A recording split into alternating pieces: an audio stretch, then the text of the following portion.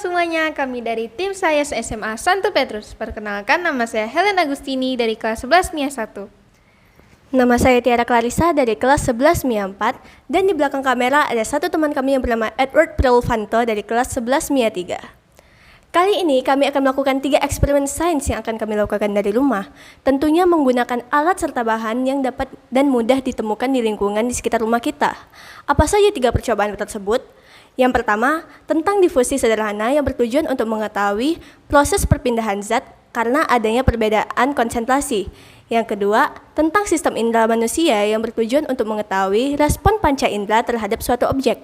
Dan yang ketiga, tentang sistem pencernaan yang bertujuan untuk mengetahui jenis zat makanan apa saja yang masuk ke dalam tubuh kita. Alat dan bahan yang kita perlukan dalam percobaan ini adalah sepiring nasi dan telur, sendok garpu, sendok teh, segelas air, susu bubuk, betadin, kecap asin, asam cuka, sampel nasi, dan sampel telur.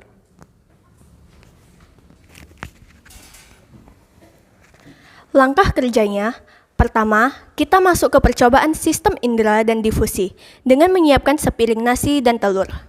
Saat menyentuh benda, indera peraba akan bekerja melalui reseptor kulit berupa sentuhan atau tekanan lalu mengirimnya ke otak.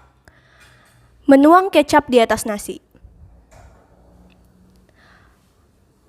Perhatikan cairan pada kecap akan berdifusi memasuki pori-pori nasi putih sehingga lama-kelamaan nasi putih berubah warna menjadi coklat. Selanjutnya, ambil susu bubuk, air hangat, dan sendok teh. Tuangkan susu bubuk pada air dan diaduk. Susu bubuk akan langsung berdifusi dengan air sehingga terjadi perubahan warna pada air. Kecap dan susu bubuk yang berkonsentrasi tinggi berpindah pada nasi dan air yang berkonsentrasi rendah. Saat mengaromai nasi telur kecap, indera pembau bekerja dengan cara ujung saraf pembau atau olfaktori menerima rangsangan bau dan mengirimnya ke otak untuk diolah sehingga kita bisa menyimpulkan bahwa aroma makanan ini sedap. Saat mengamati nasi telur kecap dan susu, informasi diterima oleh kornea, pupil, selanjutnya ke retina untuk diubah menjadi impuls saraf lalu disampaikan ke otak sehingga kita merasa tergugah dan berselera melihat hidangan tersebut. Ketika memakan dan meminumnya,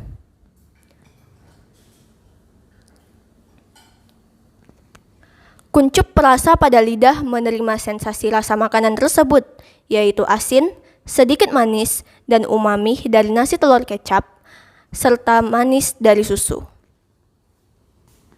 Saat memasukkan makanan ke mulut, makanan diproses dalam sistem pencernaan, yaitu mulut, kerongkongan, lambung, usus halus, dan usus besar. Di dalam proses pencernaan, zat makanan akan disederhanakan sehingga bisa diserap oleh sel tubuh. Jenis makanan yang diasup oleh tubuh pada eksperimen ini yaitu karbohidrat pada nasi dan protein pada telur. Untuk membuktikan bahwa nasi mengandung karbohidrat kompleks, maka ambil sampel nasi dan betadin. Sampel nasi kita tetesi dengan 4 tetes betadin. Lihat perubahannya, yaitu dari kemerahan menjadi biru tua yang menunjukkan bahwa nasi mengandung karbohidrat kompleks. Untuk membuktikan bahwa telur mengandung protein, maka ambil sampel telur dan asam cuka. Sampel telur kita tetesi dengan asam cuka. Lihat perubahannya, yaitu dari telur akan menggumpal oleh asam cuka.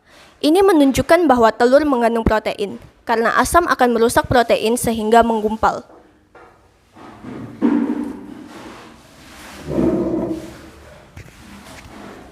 Dari ketiga percobaan ini, antara difusi, sistem indera, dan sistem pencernaan saling berkaitan erat.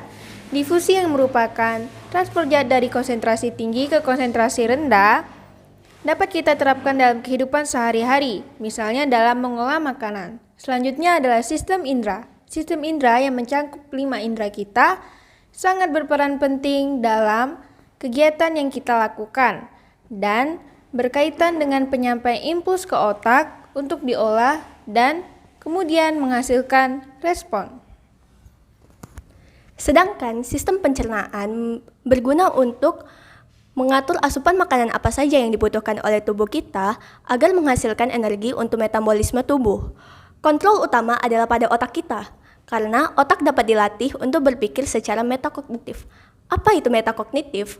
Metakognitif artinya kita dapat memahami apa yang kita pikirkan, sehingga aktivitas kegiatan sehari-hari kita seperti pola makan, gaya hidup, aktivitas bekerja, belajar, ataupun lain-lain dapat berjalan dengan baik dan lancar.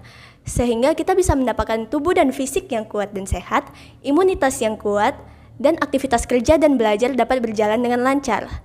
Sekian eksperimen dari kami, semoga bermanfaat, tetap sehat dan tetap bersemangat.